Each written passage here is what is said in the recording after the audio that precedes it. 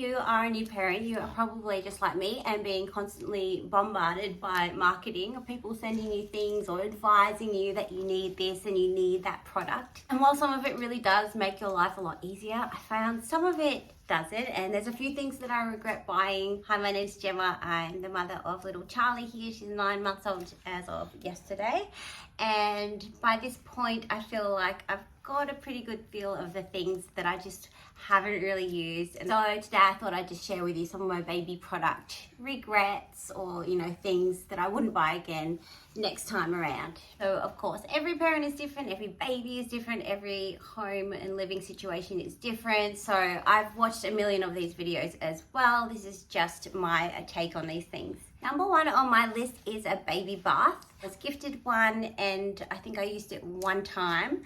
After that, I started taking her in the shower with me, and not only was it easier, and it kind of is kill two birds with one stone thing, because you get a shower, baby gets a shower, but it's also a really nice bonding experience. It's something I've really, really loved. It's one of my favorite things to do with her, is to take her in the shower with me. Now that she's a little bit bigger, we can sit down in there as well. And she splashes around in the water at the bottom of the shower. If you have a bathtub will suffice as well. You can also use your sink if you have a big sink. I just think it's the one extra thing that you really don't need. Second on my list is a baby mobile, but this is specific to the one that I bought. I'm going to link it because it's just rubbish. It was expensive too, and it is very cute and pretty. So this one is supposed to play music, but from the get-go, it worked for a little while, and I have it above her change table so that when I'm changing her, she has something to play with and look at and distract her a little bit, because she doesn't love getting changed. But pretty early on, the music, it just started getting all distorted and sounding a bit scary and weird, and now it plays for like 2 seconds and then it just switches off. So I would say don't get this baby mobile. If you're going to get one, buy a different brand. Next on the list, this is a big one. If you are making the purchase, the Snoo, it's a very pricey product, and I know that people rave about them. I was actually lent mine, so I'm really happy that I didn't pay the money for it, because it didn't work for us at all. The issues that I had with it are that, firstly, it needs to be plugged into a power point, and the power point was not near our bed. So if I wanted to get up and check on her, I'd have to walk over to the other side of the room to see how she's going. We also have a co-sleeper, so that's a lot easier. I could just basically look over the side of the bed and make sure she was fine. So especially in the early days when I wasn't sure what all the sounds meant, like every time she made a sound, have to get up and check on her. So having her closer to the bed was a lot better for us. Also, when she was little, she was doing a lot of spit ups, and I felt really bad because you strap them into this swaddle into this and put them into the Snoo, so they're attached there and they're rocking around, and then she would spit up, and she'd basically, her head would be going back and forth in the spit up, and it's not very nice for her, I don't think. So that was another issue that I had with the Snoo. And besides those things, it just really didn't seem to settle her any more than anything else. So I wouldn't spend the extra money on it, and perhaps try everything else before you go and get one, or try renting one if you want to. The next thing on my list is a Bumbo. If you don't know what that is, it's like a little seat that you can place on the floor, and it helps them to sit up when they're not quite ready to sit up themselves. She didn't seem to like it very much. She would try and throw herself out of it very dramatically, and we really didn't get any use out of it at all. You can get ones with a tray table, and if I was going to buy one again, I would get the one with a tray table so I could maybe put some toys on it or something to keep her entertained. But what I like a lot better is the Ingenuity little seats. That's what we're using now as her high chair, and that's been really great. That also has the tray table in it. We use it for feeding and everything, so certainly you don't need both of them. So the Ingenuity one is a lot more sturdy, I feel, and I just feel a bit safer having her in that than the Bumbo has a bit of give to it. Another brand specific thing that I didn't love is the Caddy that I got. Mine's from the Nappy Society. It doesn't sit properly on my pram, on my stroller bar, and it kind of swings around, and it's just not that great. I've seen ones that are a lot better. I've got the Upper Baby Vista, which I really love, and I would probably get the one that is made specifically for that. because I've seen them and they just look like they sit really well. Like you could place things in them without them all falling and swinging around everywhere. Another Facebook Marketplace purchase that I made was a kick mat. So they lie on the mat and there's a little thing they can kick away at and it makes all sorts of noises and sounds. I really hated that thing. I hated it a lot. It was just too much sensory. It was lights and colours and singing, and my husband said it felt like a baby slot machine, and it really kind of does. I prefer something a bit simpler, a bit calmer. And I've seen people even make their own little kick toys. I think that would be preferable, and that's what I would do next time for that short phase when they do really like enjoy kicking things and they're on their back, which doesn't last for a terribly long time. Next on my list, a baby swing. We have this big bulky one. I can't remember exactly what brand. I'll find a picture of it, but it is not nice to look at for one thing. Took up a lot of room. It would swing both ways, back and forth and side to side, and it was electronic, play music.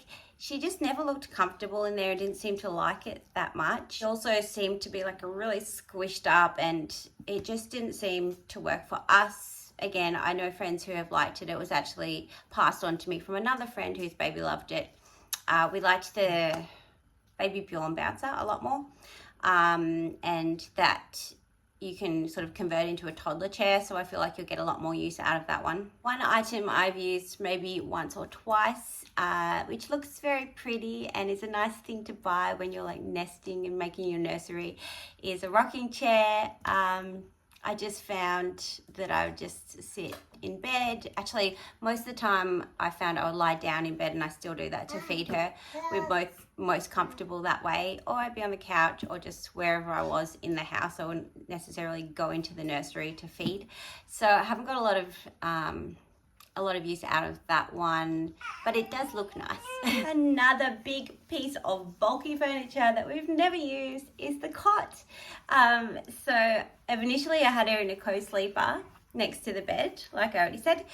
Now she's in bed with me, and I am looking at transitioning to her own bed, but I'm thinking of doing a floor bed, not the cot, because I've recently started doing some research on the Montessori sort of principles and styles of living.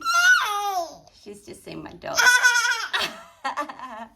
You've seen a dog? So in the Montessori method, they actually use floor beds. If you don't know about this, it's just basically a mattress on the floor or something close to that. So I like this idea, not just for her, but for me. I think it'll make my life a lot easier, because if I do need to feed her during the night, I can just lay down with her and do that. And that sounds a lot better to me than having to get up, get her out of the cot. And I think she'll settle a lot easier. So maybe I will change my mind, but at the moment, that's the direction that we're going in. And I think that the cot is going to be disassembled and put under the house, or maybe even sold and never used. Has been great for throwing extra clothes in though, and toys. All right, next on the list is Swaddles. I had all sorts of Swaddles, all of them. I had the arms, no arms, arms up, arms down, all the Velcro ones, the ones that you do manually, and we basically didn't use them. She used them maybe in the first couple of weeks when she was really tiny, but I just got the feeling that she liked to have her hands up near her face. That was comforting to her, and if I tried to swaddle her like that, she would just escape anyway. Again, there is different thoughts on whether swaddles are good or bad, and I really think that you just have to go with what works for you and your baby. They didn't work for us, so I would say maybe get one or two and see how they go, rather than buying heaps of them. And that's the same for everything. Like, unless you live in like a really rural or remote area, you can get things pretty easily, so don't go over the top. Just see what works for you before you go out and buy the whole store. One thing we haven't used is the bottle steriliser. Obviously it's good to sterilize your things, but you can do it so easily with some boiling water. And it's just another sort of big bulky thing that takes up a lot of room. And if you don't have that room, you want to be really mindful of that. Having the clutter is not nice for you either. As you can see, Charlie's having a little munch on a teething Russ because she is teething. I tried giving her some teething gel, And I would say it is virtually impossible to get teething gel onto your baby's gums. Like, she might have swallowed a bit of it, but I'd say I do regret buying that. It's very mild anyway because it's for a baby. It can't be anything too strong. I don't think it really helped, and I don't think any of it got on her gums. So I would not be purchasing the teething gel again. And a couple more little bath time things. One is towels. You don't need baby towels. In fact, I find like a nice big towel is really nice because you can wrap them all up in it and make sure they're all nice and warm. With a smaller towel, you've obviously just got less to wrap them up with. So I found, although they're pretty cute and it's nice to have the hood on it to keep the head warm, I haven't really used them for anything but more like wiping up spits or things like that. The bigger the better, the towel, I reckon. So save your money on the baby towels. Last but not least on my list of baby regrets, and it's not a big one, but just another thing to save yourself buying is baby soap. You really don't need baby soap. Water will suffice. And I think that's all you need. Like, you don't want to be putting too many things on their skin anyway. So I would skip the baby soap, just go with some nice filtered water. I hope you found this video helpful, a little bit insightful, and maybe save yourself some money and some space in your home with these baby regrets of mine. Please subscribe and leave your comments below if you think there's anything that I've missed or anything that you regret buying. I wish you all the best on your motherhood journey.